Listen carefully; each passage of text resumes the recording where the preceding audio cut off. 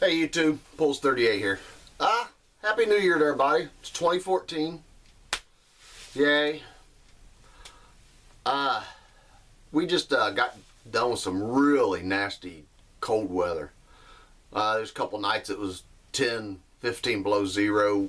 Wind chills was 30, 35 below zero.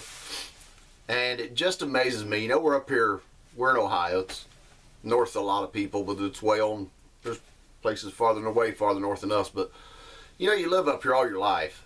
And we get zero or less just about every winter. And sometimes it sticks around longer than other times. Man, you would not believe the people, their pipes are freezing up. You know, if you've lived up here more than a couple winters, you know, leave your water run. I don't care if it's city water. I'd rather pay a little bit higher water bill, than having my pipes burst and be days without water and then have that repair bill on top of it.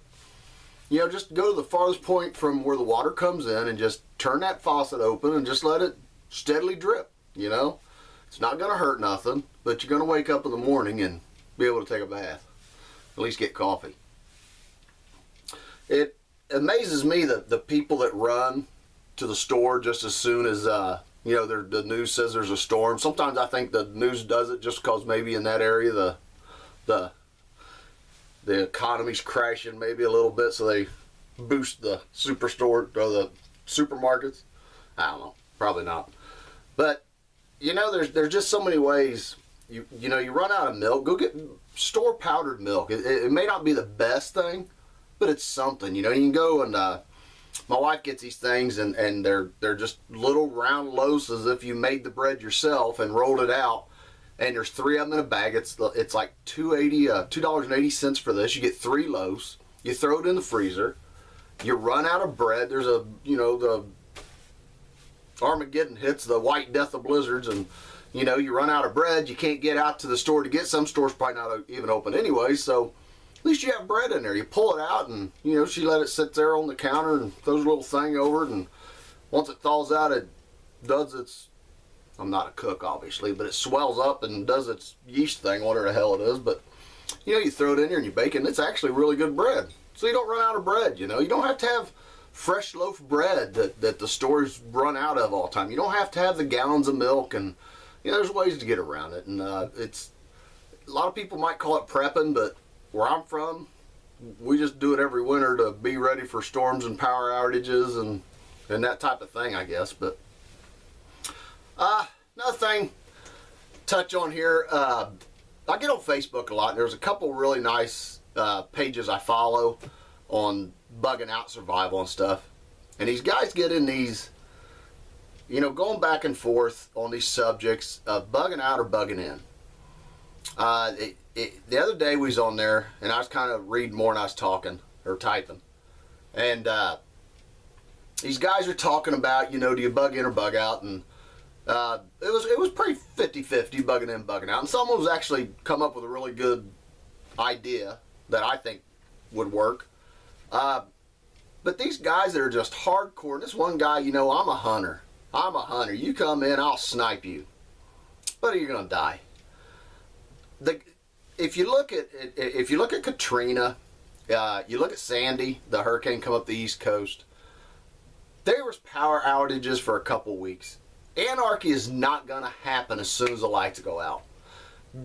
Total grid goes down, all hell's not gonna break loose overnight. It'll take a while to do that, and it'll probably happen in small areas that it will expand out. And say you live in Illinois in a rural area an hour from Chicago. It would probably take weeks, if not months, for that trash in Chicago, and I'm not calling everybody trash in Chicago, but the gang life up there, once they ran out of their resources to actually come out into the rural areas, it'd take months for that to happen. By then, maybe the grid's back up, you don't have to worry about it. But if it does happen, and you're in your farmhouse with your wife and your 2 or 3 kids, daughter, sons, you cannot fight people.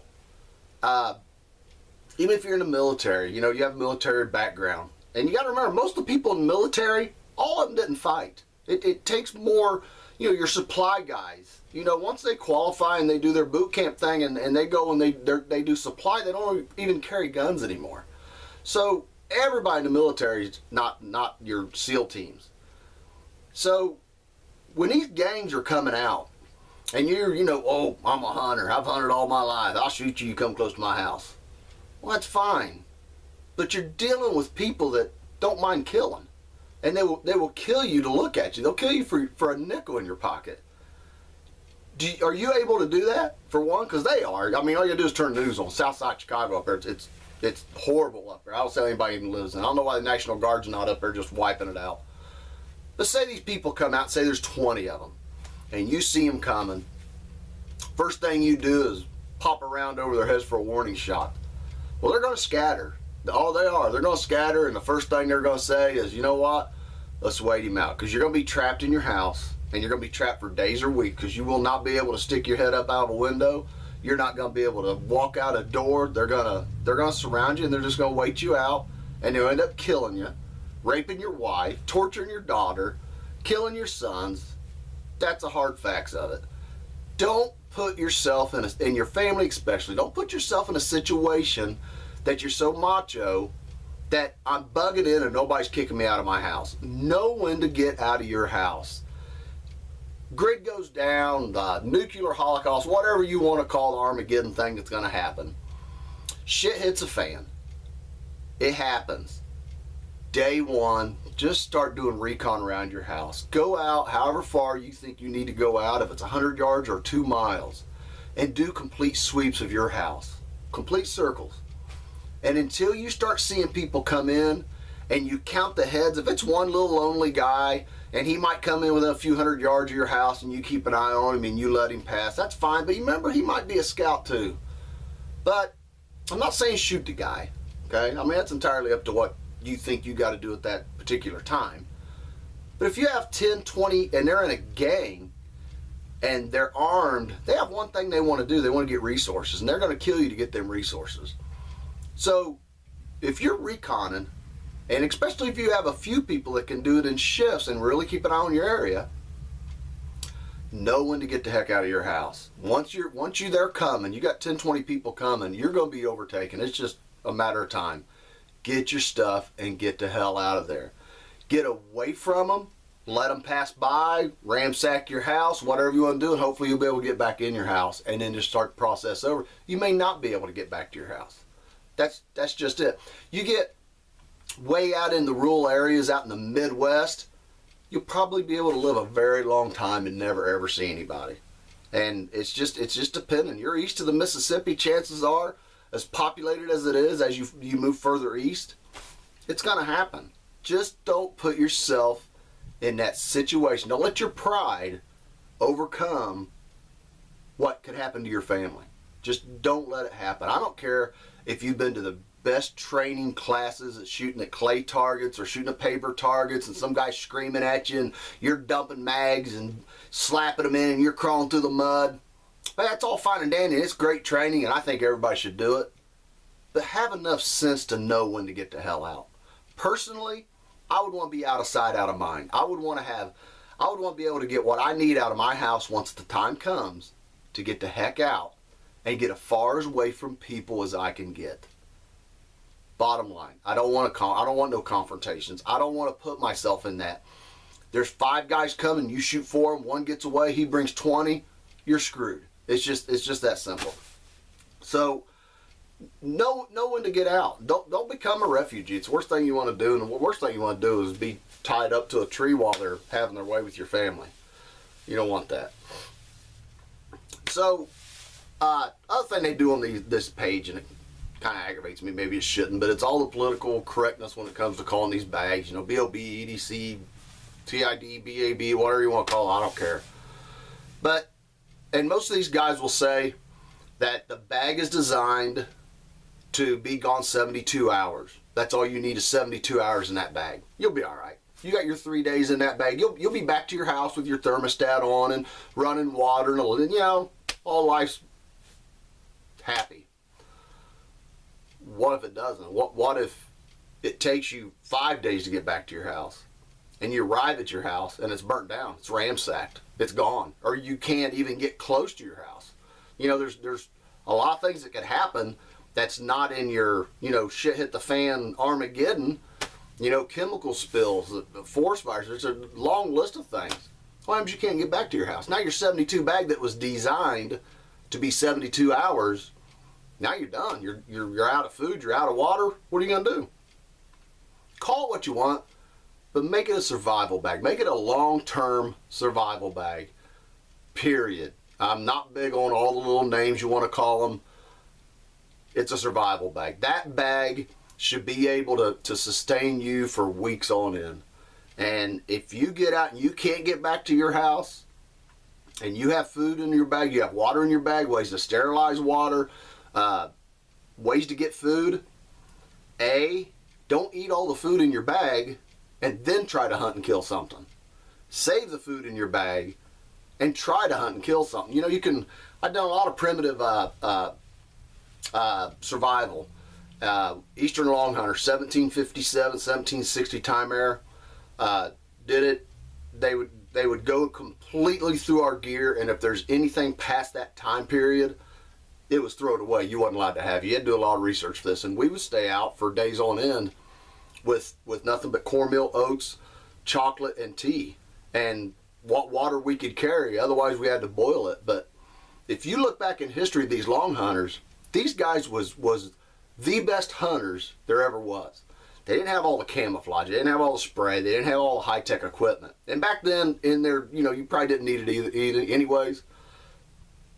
But you can read stories of Rogers Rangers up there in the Northeast, up in New York, almost starving to death, taking their brain-tanned leggings and boiling them to try to get something out of them, make a soup and eat it, almost dying. So don't think you're the great white hunter and you can live off the land for days on end. Maybe you can't. Maybe you can't. How many times you went hunting and went weeks on end and not killed anything? But, I'm going to be in the woods 24/7. So is everybody else, my friend. So just drop the macho-ness is all I'm saying. And think survival. Think survival. You don't want to get caught up in the bug out bag 72 hour live off the land survivalist bushcraft, whatever you want to call it, but it's surviving. If you go he's down there in Jackson, Ohio, Wilderness Atterbury, Dave Atterbury, look him up. He's on YouTube. Fantastic guy. Shows you a lot of primitive ways, a lot of modern ways, but he'll also be the first one to tell you that is as prepared as you are. If you want to try to live off the land, that's rough. It's very rough. There's going to be hundreds of thousands of people trying to do the same exact thing you are. It doesn't take long to wipe the game out when it's like that. So don't eat your food up before you start your hunting. Because if you eat all your food up and you go 3-4 days and you can't shoot little bunny rabbit out here, or the squirrel, or whatever you're hunting, a dog, as far as that goes, you're going to starve to death and you're going to die. So, you know, take a 3-day weekend during squirrel season and throw your bug out stuff in there and don't eat your food. We did it. We'd go out with nothing but salt water and grease, spend 3-4 days out, but let me tell you something, it's rough. We did it in every season. We did it in the single digits, and we did it up to 106 degrees, and buddy, the 106 degrees was as hard as the single digits was. And we had a lot more luck fishing out of streams and ponds and lakes than we ever did hunting. So just keep all that in mind. Some of the guns you might want to think about carrying real fast before I run this thing up to about an hour. You know, you hear people talk, you know, pellet guns are great. Pellet guns suck for defense, but they're great. They're quiet. Yeah, you can shoot a squirrel in the head, drop him. Nobody's going to hear you. If they're within probably over 100 yards away, they're not going to hear the thing go off. If they're close to you, they'll probably hear it and not know what the hell it is. 22s, light ammo. You could carry a ton of ammo with these things. I wouldn't want to be in a firefight with a 22. It's just the reality of it. AR 223-556. To me, it's the ideal weapon for self-defense, especially when you're out. It's short, it's fast.